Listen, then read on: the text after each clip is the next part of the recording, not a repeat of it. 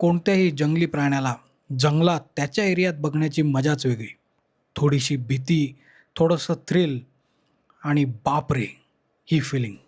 गीर जंगल सफारीनंतर पुढची सफारी करण्यासाठी मी bore tiger रिझर्वला निघालो.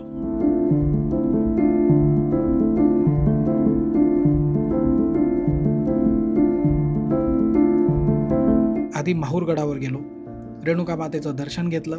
हे सगळं झाल्यावर आम्ही पुढे निघालो बोर टायगर रिझर्वकडे.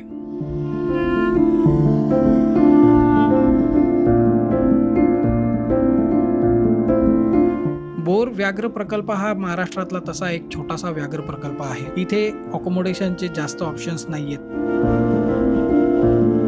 कोणत्याही सफारीला जाताना मी जंगल सफारी अशाच माइंडसेटने जातो. मला पूर्ण जंगल बघायचं असतं, त्याची मजा घ्यायची असते, त्याच्यात मला आनंद मिळतो.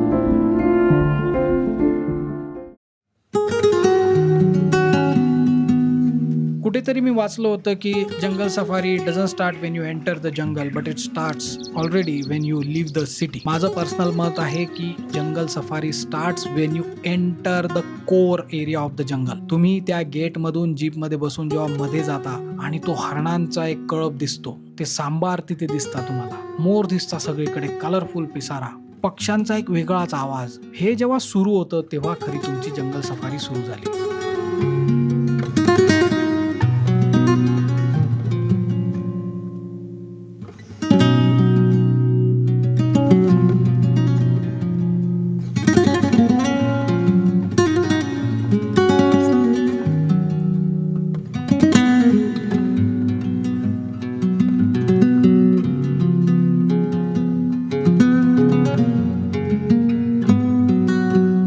आम्ही खूप वाट बघितली आणि शेवटी तो क्षण आला. एका टेकडीच्या पायथ्याशी गवताच्या पट्ट्यामध्ये दूर आम्हाला हालचाल दिसली आणि बघितलं तर तिथे होता एक बिबट्या. एकदम जबरदस्त, काय चाल होती, जबरदस्त, मॅजेस्टिक, खतरनाक. तो इतका लांब होता पण की मला डोळ्यांनी तर तो नीट दिसला, पण कॅमेऱ्यात मी त्याला अंदाजेच कॅप्चर केला.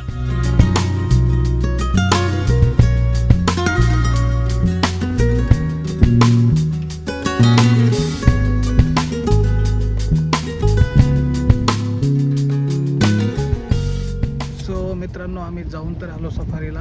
मस्त मजा आली, एकदम भारी.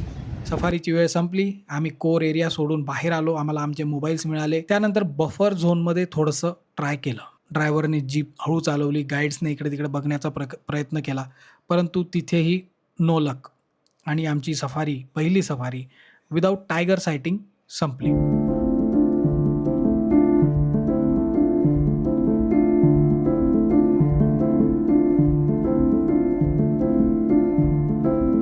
जंगल हे दुपारी, संध्याकाळी, सकाळी, रात्री हे वेगवेगळं असतं. वेगवेगळे कलर्स असतात, वेगळी हालचाल असते, वेगळी भीती असते.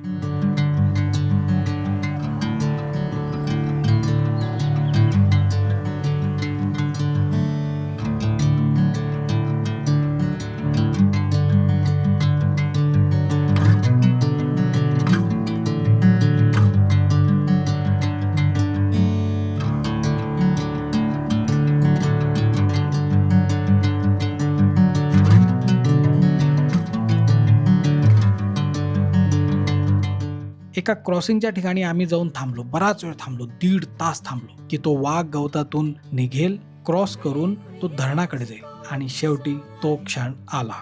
ड्रायव्हरने आम्हाला सांगितलं की आता सफारीची वेळ संपली आहे, आपल्याला गेटकडे जावं लागेल. फायनली वाघ काही बाहेर आले नाहीत आणि आम्हाला काही दिसले नाही. डिसअपॉइंटमेंट नक्कीच झाली, पण असं नाही की पूर्णच फेल गेलं, कारण आजही जरा एक वेगळ्या अँगलने जंगल बघायला मिळालं.